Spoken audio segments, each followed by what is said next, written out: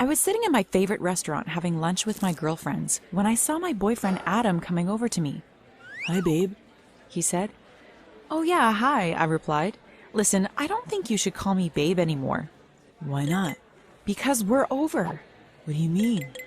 "You know, you're dumped," I went on. "You've served your purpose, but I'm bored with you now." Adam walked away from our table. He looked heartbroken. I rolled my eyes at my friends. "What a loser," I said, laughing.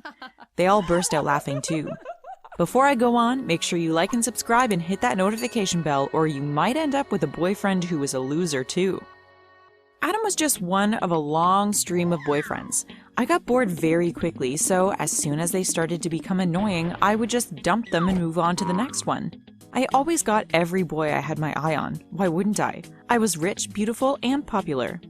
Nobody ever said no to me. That was until I met Mark. I remember the first time I saw him. He was new at our school. "Who is that?" I asked my friend Mia. "That's the new boy, Mark," she said. "Well, he's going to be my next boyfriend." She just laughed. She knew that I always got what I wanted. I went over to where Mark was sitting. "Hi, I'm Felicity," I said to him. Mark smiled at me. "Oh, this is going to be so easy," I thought to myself. But it didn't matter how much I flirted with him. I showed him photos of my cliff-top mansion overlooking the ocean. I even offered to buy him the latest Nike trainers that were super expensive. But he didn't want to go out with me.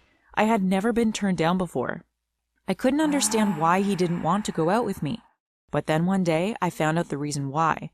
I saw Mark talking to my arch-enemy Rachel. She had never liked me, ever since the day my friends and I teased her about her style of dressing. We were only having a bit of fun, but she took it to heart. "Felicity, you are a spoilt, mean girl," she said. Well, there was no need for that, was there? It was so obvious that she must have said some nasty things about me to Mark. That was why he didn't want to date me. I decided there and then that I was going to show her she couldn't interfere in my life and get away with it. I would get Mark one way or another. It was quite easy organizing my plan. I just needed money, and I had plenty of that. I searched on the internet and found what I was looking for, a hypnotist. I arranged to meet him the following day. At first, he wasn't keen to see me, but when I showed him how much money I was willing to pay, he soon agreed. I told him to put an advert in our local newspaper for a hypnotism show. I hired the room and paid for a big audience to be there. Everyone was in on my plan. Now all I needed to do was make sure Mark went to it. I knew that if I invited Mark, he would never go. I would need to get someone else to ask him. I couldn't ask any of my friends to help me. I knew that they wouldn't do it. Then it came to me. One of the boys at the school was always sitting on his own. I had never taken much notice to him before. He wasn't important to me. At lunchtime, I went and found him. "Do you want to earn some money?" I asked him. "What do I have to do?" he asked. "Just make sure that Mark goes to see the hypnotism show." I'm not sure how he managed it, but the next time I saw him, he nodded to me. "He's agreed to go." "Good," I said as I paid him his money. The night of the show came. I was so excited. I finally was going to get what I wanted. The show began and the hypnotist asked for some volunteers. Nobody put their hands up. Why would they? I had paid everyone in the audience to not volunteer. The hypnotist looked at Mark. "How about you?" he asked. "Will you come up and be hypnotized?" Mark seemed reluctant at first, but everyone around him started egging him on. "Go on," they cried. "It's only for a laugh." Mark went up onto the stage. It didn't take long for the hypnotist to put Mark into a trance. While he was under, he told Mark that when he woke up, he would see me and find me irresistible. He would do anything for me. He would worship the ground I walked on. Mark woke up from the trance and looked around him. The hypnotist thanked him, and Mark took his seat in the audience again. Then, to make the show seem authentic, the hypnotist called a few more people out of the audience and carried on. When the show was over, I made sure I was waiting by the exit as Mark was leaving. "Oh, hi, Felicity," Mark said. "You look absolutely gorgeous." "Thank you, Mark," I replied. "Would you like to go out on a date with me?" "Of course." Ha, so it worked, I thought. I was so happy I had finally got what I wanted. That night, Mark and I went out for dinner. The hypnotist had done a good job. Mark was hanging on my every word. I could do no wrong. "I can't believe I waited so long to ask you out, Mark said. Well, you've got me now. Mark and I started dating. I couldn't wait to see the look on Rachel's face when she found out. The next day, Mark and I walked to school together. As we went through the school gates, I could see Rachel standing on the other side of the playground. I knew she was waiting for Mark. You should have seen her face drop when she saw us holding hands. "What are you doing with her?" she asked Mark. Mark just looked at me adoringly. "Felicity is my girlfriend now." She looked shocked. "But you don't even like her," she said. "You know she's just a spoiled, mean, rich girl." But Mark wasn't going to let her talk about me like that. He soon told her what to do. "You're the mean girl, Rachel. Leave Felicity alone," he said. "I don't want to be friends with you anymore." Rachel looked so confused and hurt. I just smiled at her. "You heard what Mark said," I said. "You make sure you keep away from him, okay?" Mark and I walked away. I was so happy that I finally got what I wanted. Mark was the perfect boyfriend. He did everything I asked him to. It was quite cute, actually, the way he ran after me like a little lost puppy. I knew that he would do anything for me. I didn't want him to hang around with his friends anymore. I knew that they didn't like me. "Mark, please don't go out with your friends anymore," I asked him. "I want you to spend all your time with me." Mark didn't spend any more time with his friends after that. Most of them just accepted that he wanted to be with me all the time. Okay. But Rachel wouldn't let it go.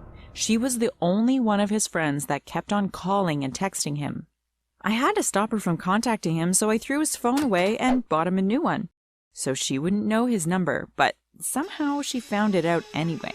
Every weekend, wherever we went, she would always be hanging around, trying to talk to Mark. It was so annoying. I just wanted to spend time alone with Mark, so I invited him to come and spend the weekend at my family's mansion. "It's an amazing place," I told him. "It's on a cliff top overlooking the ocean. We have a swimming pool and tennis courts. We'll have so much fun. Please say you'll come for the weekend." Mark agreed to come. I couldn't wait for the weekend to arrive. Eventually, Friday came and the bell to say it was the end of the day rang. Mark and I were just getting into my parents' car when Rachel came out of the school gates. "Where are you going, Mark?" she asked. Before I had time to tell Mark not to say anything, he had blurted it out. "To Felicity's mansion," he said. "Come on, Mark, we have to go," I told him. I was a bit annoyed that he had told Rachel. It was none of her business where we were going. "Why did you have to go and do that?" I asked Mark. Mark apologized. "I'm sorry, I wasn't thinking," he said. "I promise I'll make it up to you. Don't be annoyed with me, babe." I couldn't stay mad at him for long. I wanted our weekend to be perfect. I woke up Saturday morning and looked out of the window. The sun was shining and the sky was blue. It was going to be a brilliant day. Mark and I sat out on the garden eating our breakfast. "Let's go for a swim after breakfast," I said to him.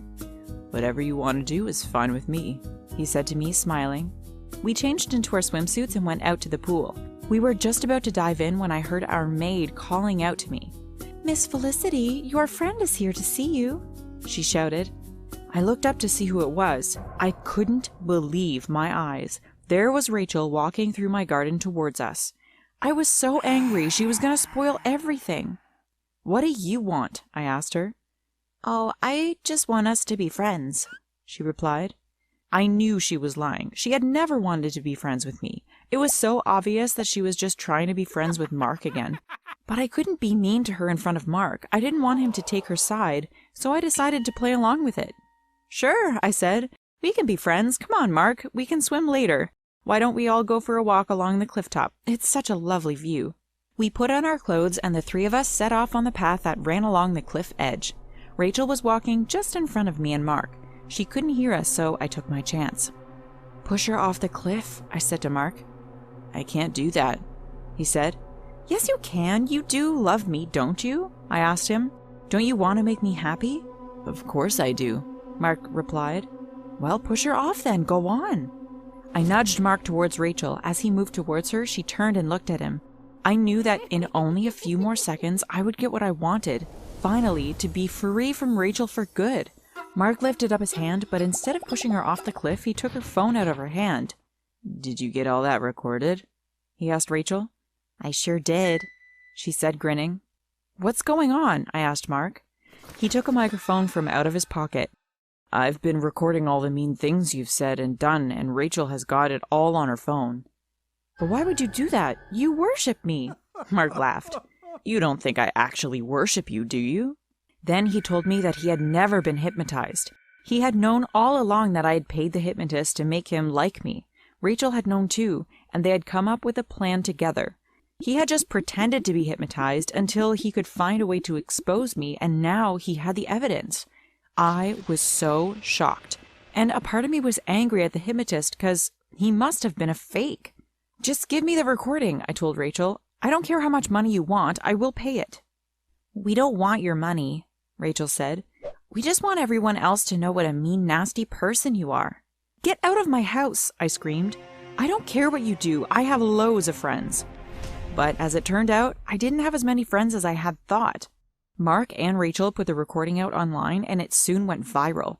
Everyone at school had heard it. Suddenly, no one was returning my calls. Even my best friend Mia gave me the cold shoulder at school. I hated going to school after that. No one spoke to me. I had to persuade my parents to let me move to a new school on the other side of town. Nobody knew me there, so I could have a fresh start. But I don't want you to feel sorry for me. Now I have a whole new bunch of guys to start dating.